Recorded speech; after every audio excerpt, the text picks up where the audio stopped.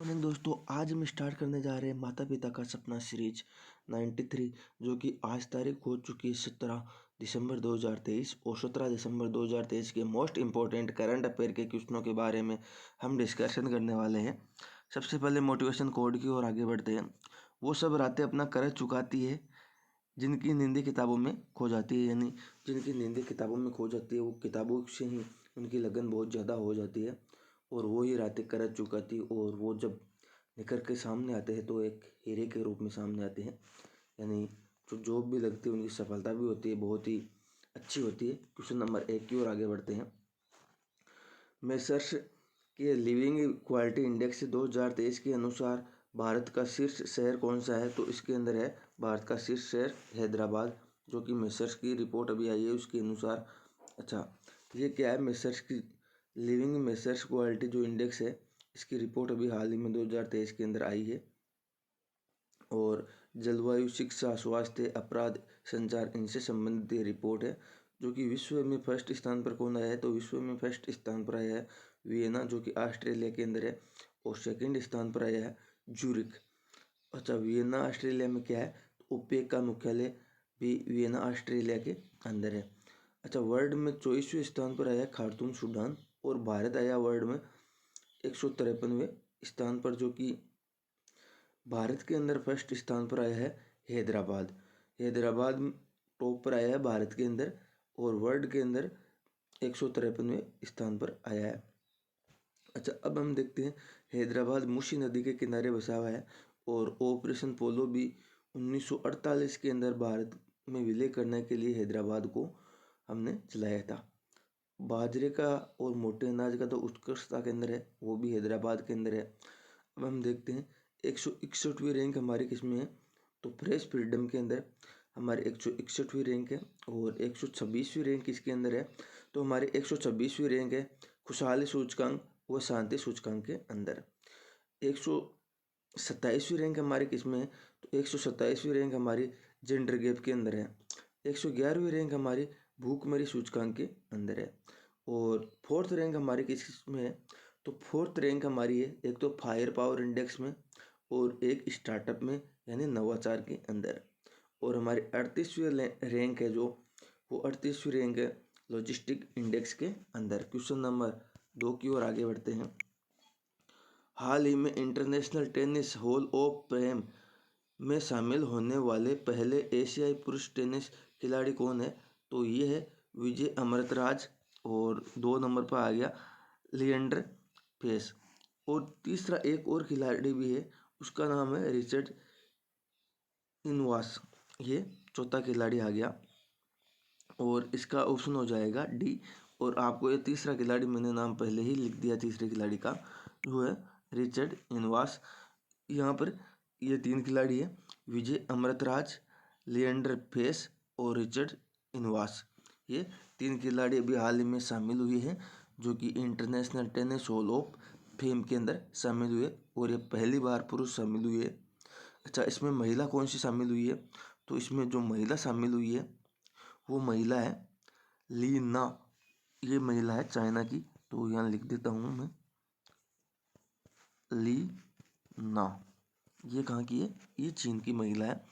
एशियाई जो है इसके अंदर पहली महिला शामिल हुई है। क्वेश्चन नंबर 2 की ओर 2 को हमने देख लिया है, तो अब हम क्वेश्चन नंबर 2 के कुछ डिटेल में क्वेश्चन है वो खेल से संबंधित है, उनके बारे में देखते हैं। तो ये ग्रैंड स्लैम है, अभी हाल ही में किन किन ने जीते? चारों ग्रैंड स्लैम कंप्लीट हो चुके हैं, तो चारों ग्रैंड स्लैम के बारे में देखते हैं। तो ये ग्रैंड स्लैम होता है, एक तो होता है ऑस्ट्रेलिया, तो ऑस्ट्रेलिया हो गया, ये साल के फर्स्ट में स्टार्ट होता है ऑस्ट्रेलिया ओपन। दूसरा हम देखते हैं तो वो है फ्रेंच ओपन।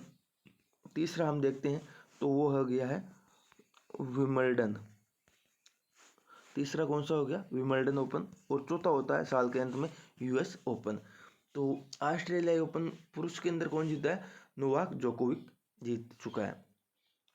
इस बार नोवाक जोकोविच ने 3 पुरस्कार जीते हैं, वो कौन कौन से हैं? तो ऑस्ट्रेलिया ओपन, फ्रेंच ओपन और यूएस ओपन, ये चारों के चारों जीत चुके हैं। कौन? नोवाक जोकोविच। और महिला के अंदर हम देखते हैं ऑस्ट्रेलिया ओपन कौन जीता है, तो आर्या सबलेंका जीती है। और पुरुष के अंदर नोवाक जोकोविच। फ्रेंच ओपन जो जीता है वो पुरुष के अंदर नोवाक जोकोविच जीता है, और महिला के अंदर इगा स्विएटेक जीती है, जो पोलैंड की रहने वाली है। और जो विंबलडन ओपन है, ये हाल ही में कार्लोस अल्कराज ने पुरुष के अंदर जीता है, और मारिया आंद्रोसोवा के जो आंद्रोसोवा है, इन्होंने फीमेल के अंदर जीता है। अच्छा, यूएस ओपन पुरुष के अंदर नोवाक जोकोविच ने जीता है, और महिला के अंदर कोको गोफ ने जीता है। कोको गोफ ने जीता है महिला के अंदर यूएस ओपन है, ये भी हाल ही में हुई है। क्वेश्चन नंबर 3 की ओर आगे बढ़ते हैं। दुबई COP 28 में रीच गेम चेंजिंग इनोवेटर पुरस्कार 2023 किसे मिला है, तो ये भी हाल ही में जो पुरस्कार मिला है ये अभी मिल चुका है डॉक्टर अतुल शाह को। अच्छा, इसके अलावा हम डिटेल में इन क्वेश्चनों को देख लेते हैं। जो निखिल डे है, इनको हाल ही में भ्रष्टाचार के लिए पुरस्कार दिया गया, और जो व्यास सम्मान है पुष्पा भारती को दिया गया, और जो वान की मून है इनको हाल ही में दिया गया है पुरस्कार है वो दिवाली पुरस्कार जो यूएसए का है ये दिया गया है। अब हम इस क्वेश्चन के बारे में डिटेल में देखते हैं। COP 28 UAE दुबई के अंदर हुआ है, और इसके अध्यक्ष कौन है, तो अल सुल्तान जबेर इसके अध्यक्ष हो गए।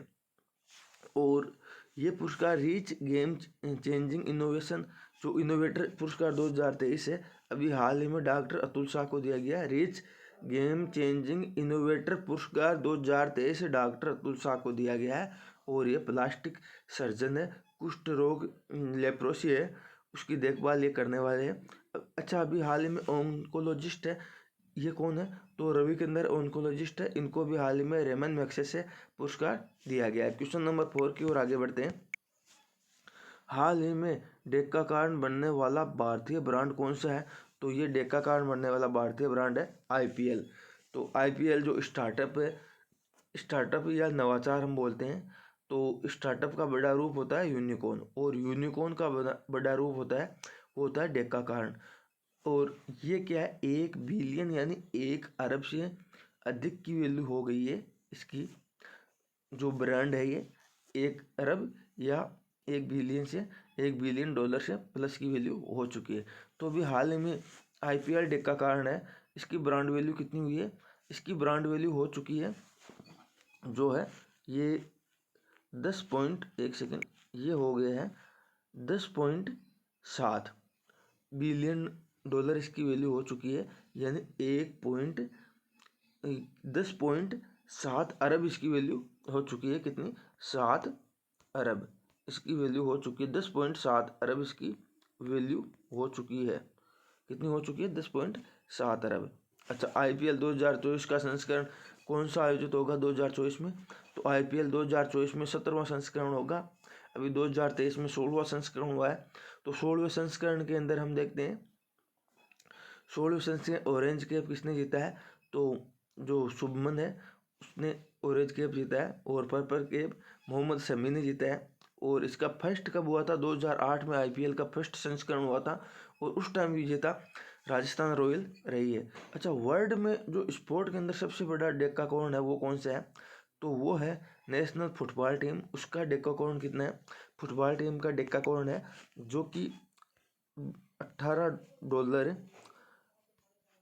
$18 बिलियन है फुटबॉल टीम का स्पोर्ट के अंदर। क्वेश्चन नंबर हम बढ़ते हैं। हाँ, क्वेश्चन नंबर की ओर 5 की ओर हम आगे बढ़ते हैं। तो राज्यसभा में पारित विधेयक के अनुसार चुनाव आयोग में नियुक्ति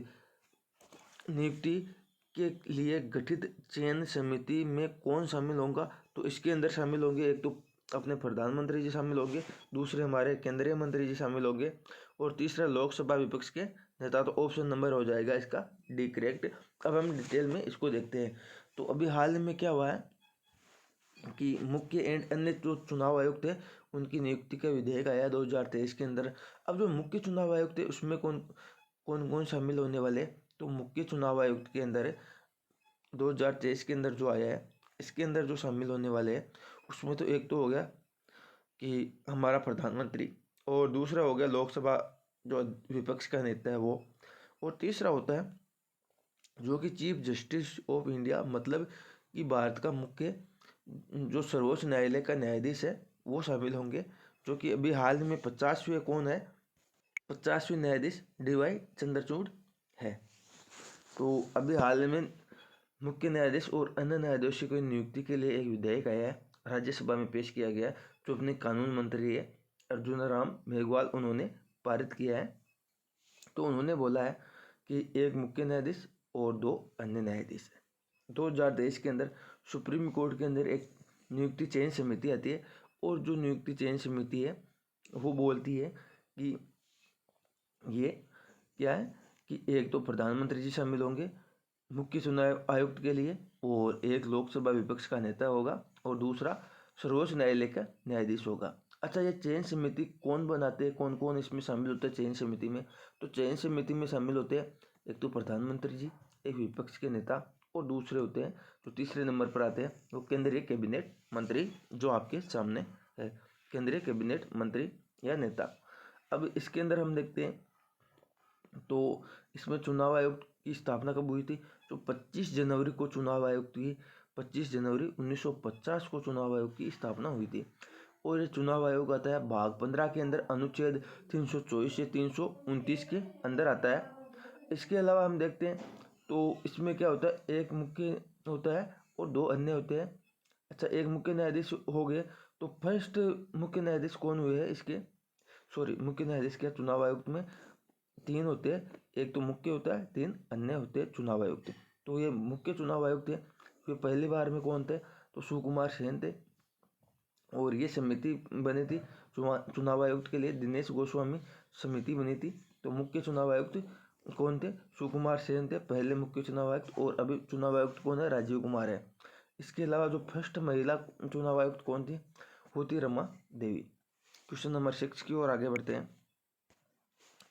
हाल ही में इंदिरा गांधी शांति पुरस्कार 2023 से किसे सम्मानित किया गया? तो ये भी हाल ही में सम्मानित किया गया है डेनियर बेरनबोइम और अली अबू अवाद को। क्वेश्चन नंबर 6 का आंसर हो जाएगा डी, ए और बी दोनों हो गए।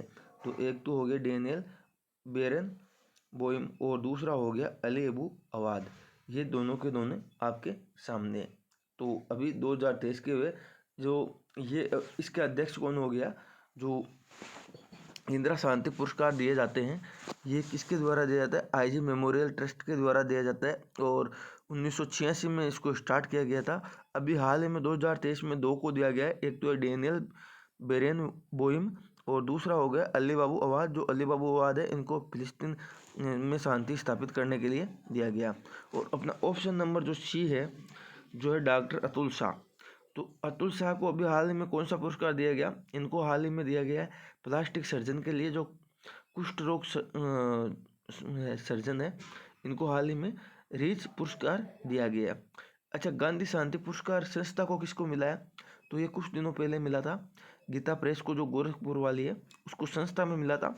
और ये दोनों अभी है जो डेनियल बेरनबोइम है और अली अबू अवाद है, इनको व्यक्तिगत के लिए मिला है। क्वेश्चन नंबर 7, हाल ही में सोडियम आयन बैटरी तकनीक किसने लॉन्च की है? तो ये भी हाल ही में लॉन्च की है KPIT टेक्नोलॉजी ने। किसने लॉन्च की है? जो सोडियम आयन बैटरी तकनीक किसने लॉन्च की है? तो KPIT टेक्नोलॉजी ने अभी हाल ही में लॉन्च की है। अच्छा, इसमें क्या क्या है? तो KPIT जो टेक्नोलॉजी है इसने सोडियम आयन बैटरी लॉन्च की है, और इस बैटरी में क्या है कि ये लिथियम आयन बैटरी है जो कि बेहतरीन विकल्प है। और इस लिथियम आयन जो बैटरी है इसके विकल्प क्या क्या है? तो एक नंबर तो है कि ये 25% कम लागत होगी। लागत क्या होगी? 25% कम होगी। और ये चार्जिंग भी स्पीड इसकी बहुत ज़्यादा है, यानी फास्ट चार्जिंग होगी, और इसका जीवन काल भी लंबा रहने वाला है। लिथियम जो आयन बैटरी है ये हल्की रहने वाली है, और लिथियम की जो धातु होती है, लिथियम धातु, ये सबसे हल्की होती है। अभी हाल ही में लिथियम के जो भंडार मिले हैं वो कहाँ पर मिले हैं? तो ये भंडार अभी हाल ही में मिले हैं अपने को, कहाँ पर? जम्मू कश्मीर के अंदर लिथियम के भंडार मिले हैं। अच्छा, इसके अलावा हम एक क्वेश्चन और है, हाँ ये आ गया आपने IIT मद्रास। तो IIT मद्रास में क्या हुआ है? IIT मद्रास के अंदर अभी हाल ही में कुछ दिनों पहले IIT मद्रास के अंदर जो कैंपस खुला, ऑफशोर कैंपस, वो कहाँ खुला है? तो IIT मद्रास का ऑफशोर कैंपस खुला है तंजानिया जंजीबार में, और इसकी हेड कौन है? वो है प्रीति एगलाइन। तो क्वेश्चन नंबर 8 की ओर आगे बढ़ते हैं। हाल ही में BCCI द्वारा सेवानिवृत्ति की गई नंबर 7 की जर्सी का संबंध किससे है? तो इसका संबंध है MS धोनी से। 7 नंबर की जर्सी किसकी है?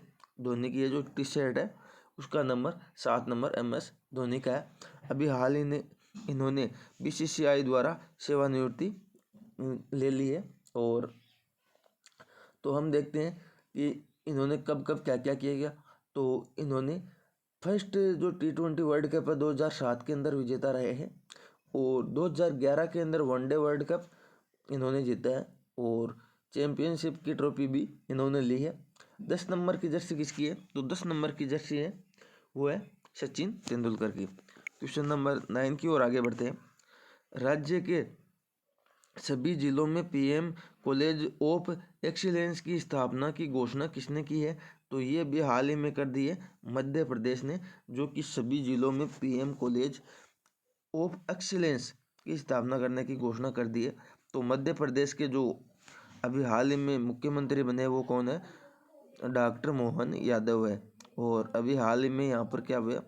जो अध्यक्षता हुई है मंत्रिपरिषद की और प्रथम बैठक हुई है, उसके महत्वपूर्ण निर्णय है कि प्रदेश में जो सभी कॉलेज खुलेंगे, जिलों के प्रदेश में सभी जिलों में कॉलेज खुलेंगे, और PM कॉलेज ऑफ एक्सीलेंस ये भी खोला जाएगा हर जिले में एक।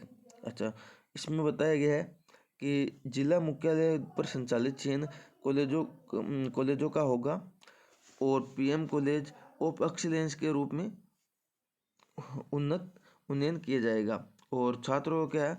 गुणवत्तापूर्ण और रोजगारमुखी शिक्षा दी जाएगी। और इसके अंदर जो खर्चा आने वाला है वो खर्चा आएगा 460.40 करोड़ की लागत का खर्चा आने वाला है।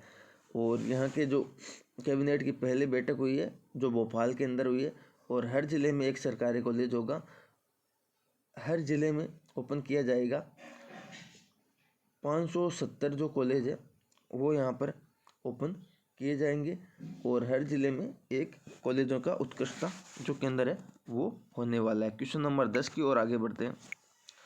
हाल ही में सार अगरतला तोरिया महोत्सव का आयोजन कहाँ हुआ? तो इसका आयोजन हुआ है अभी हाल ही में अरुणाचल प्रदेश के अंदर। शोर अगरतला तोरिया महोत्सव अरुणाचल प्रदेश पश्चिमी जिला के अंदर हुआ है, पश्चिमी कामेंग जिला के अंदर हुआ है, और बोलमू गांव के अंदर हुआ है। ये कहाँ पर है? सार अगरतला तोरिया महोत्सव अरुणाचल प्रदेश के पश्चिमी कामेंग जिला और बोलगामू गांव के अंदर हुआ है। शुरुआत किसने की?